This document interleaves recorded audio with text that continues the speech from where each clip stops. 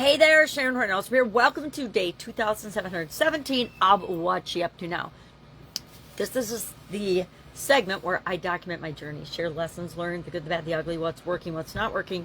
As I originally moved in 2017 from the brick and mortar corporate world of businesses, working simultaneously, owning and operating my own businesses while working in corporate America, to the online world of business. And it was following my divorce, and I was looking for some changes, and a whole lot of stuff had happened in different areas and aspects of my life, and I just needed something drastically different than what I've been doing. So I hopped online, learned a lot. Oh my gosh, I learned a lot. Did some things that absolutely totally flopped and failed, then discovered things that were not for me. Did some other things that worked really, really well for me, but were not for me. And I've kind of gotten into a flow of what's working now and what's working for me. Now, it doesn't mean it would work for you, but it works for me.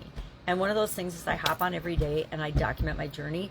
I share lessons learned. I share what's going on in my life and what's going on with my businesses, etc.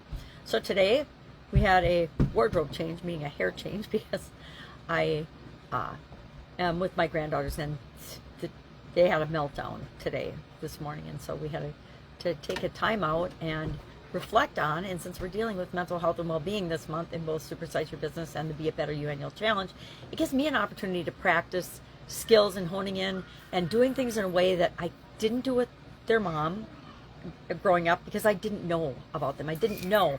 We always do the best we can with what we've got right now, and as we develop more skills and abilities in every area and aspect of our life, we can pass those on to the next generations, and we can be better and do better. And as we are, we set the example for them. And I think that's, if that's all we can do in our life, that's all we need to do, right? All we need to do is become the best possible version of ourselves. I was having a conversation with my daughter today about depression, and I think that depression is rampant in at least the USA and probably the whole world right now.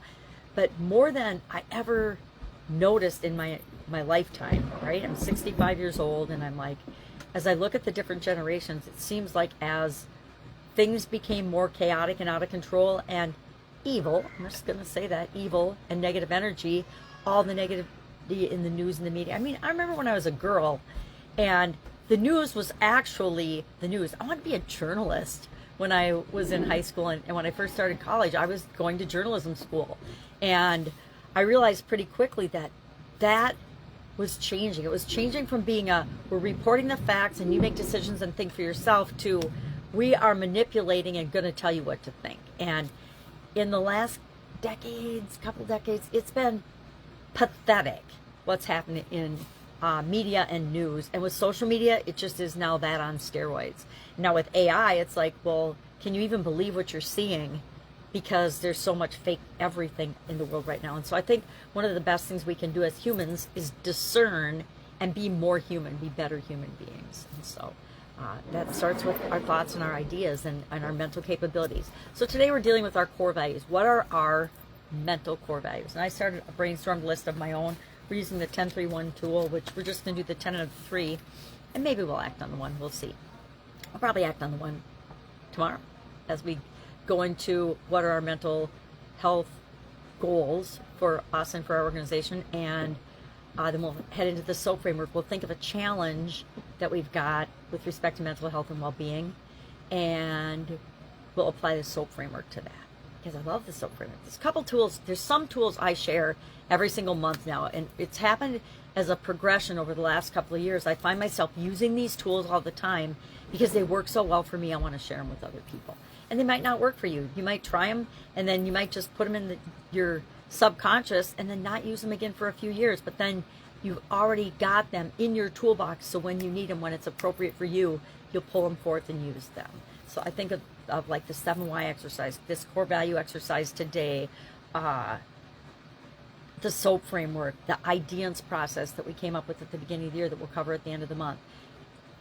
There's tools that we can use, the 10-3-1 brainstorming tool, the problem-solving decision-making tools I share every month that are so powerful, and we won't use them all the time, but when we need them, it's sure nice to have them at our fingertips, meaning in our subconscious, and we can just pull them up and go when it comes to making best possible decisions for us at the time. All right. That's all I've got today. If I can help you in any way, please ask. Otherwise, go out, make an amazing day, and I will, of course, be with you tomorrow.